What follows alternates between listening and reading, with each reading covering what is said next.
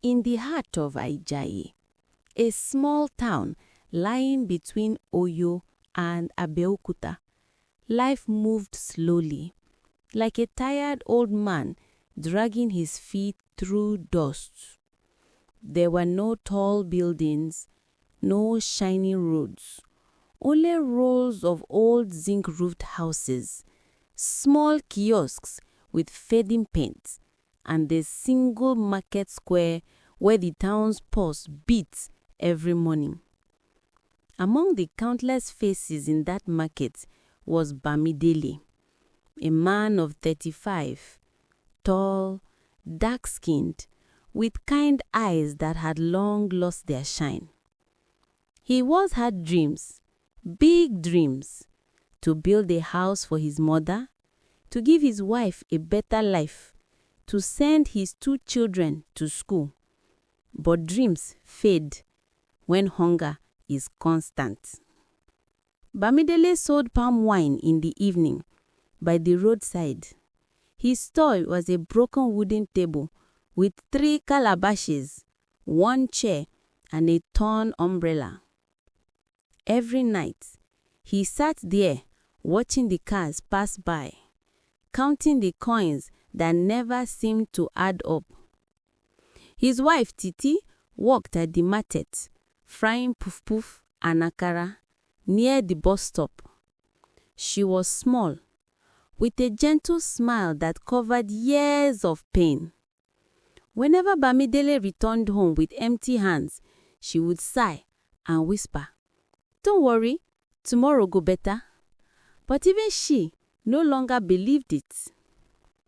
One night, when the moon was full and the wind carried the smell of roasted corn and dust, a sleek black car stopped near Bamidele's stall. From it stepped Chief Arowolo, a rich man known across Ijaye for his big house, loud parties, and dangerous connections. Chief's agbada shimmered in the moonlight, gold embroidery dancing like fireflies. He smiled at Bamidele and said, "You dey suffer too much, my friend. A strong man like you should not be drinking poverty." Bamidele forced the laugh, not sure if he was being mocked or pitied. The chief leaned closer. "If you want to change your life, I can show you how, but you must be ready to do what others fear." Those words stayed with him long after the car disappeared into the night. For the first time in years, hope, dangerous, sweet, and sharp, began to whisper in his ears.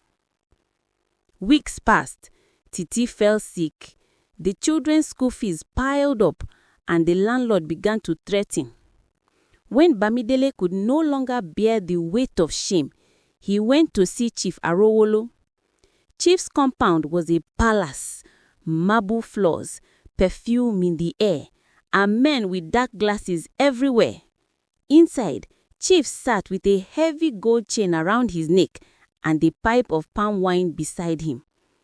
"You are ready now," Chief said, smiling like a man who owned fate. "Tomorrow, we travel to Lagos. Just follow my instructions and money will never be your problem again." The job was simple.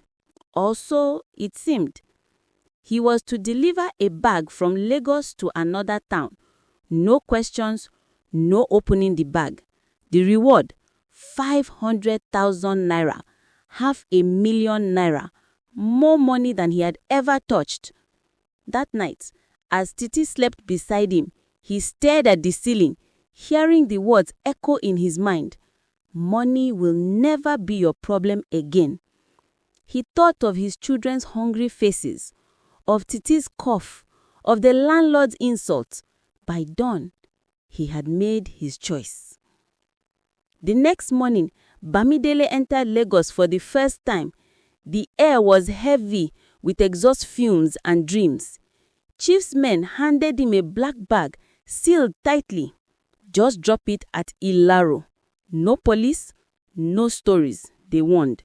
He nodded, but as the bus sped down the expressway, his heart began to pound. What if something was wrong with the bag? What if he was carrying something evil? When the boss stopped for food, curiosity overcame him. He opened the zip just a little and froze.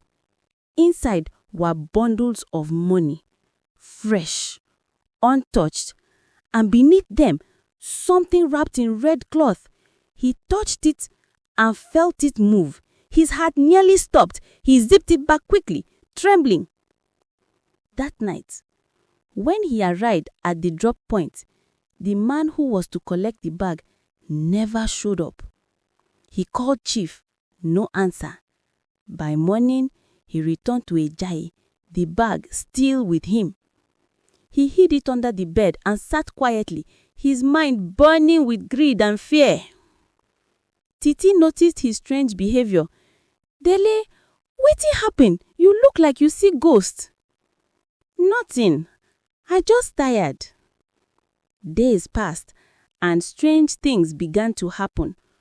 Dogs barked all night behind his house. The smell of smoke filled their room, though no fire burned. And every time he closed his eyes, he saw Chief Arowolo's face, smiling, then melting into darkness. Then came the news. Chief Arowolo was found dead in his mansion, burnt, alone. People whispered that his body was found surrounded by strange marks. Bamidele's blood ran cold. He ran home, pulled out the bag, and saw that the red cloth was now soaked in blood. The money had turned to ashes. He screamed till his voice broke. That night, his wife fled with the children, terrified. He was found the next morning, sitting by the roadside, clutching a handful of ashes, weeping. Months later, a church group found him wandering near the river. He was thin, quiet, and broken. They took him in, cleaned him, and gave him a place to sleep. In the evenings, he sat under a mango tree, watching children play.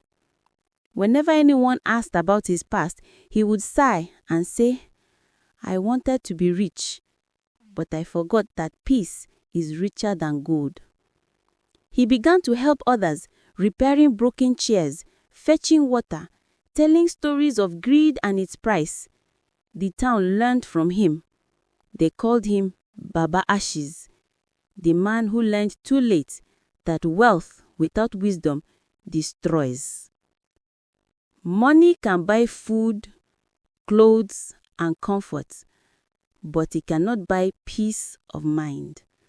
Sometimes, the greatest prison is not poverty, but the hunger for what is not meant for you. And as the elders say, the palm wine that is sweet today may turn bitter tomorrow if the cup is stolen.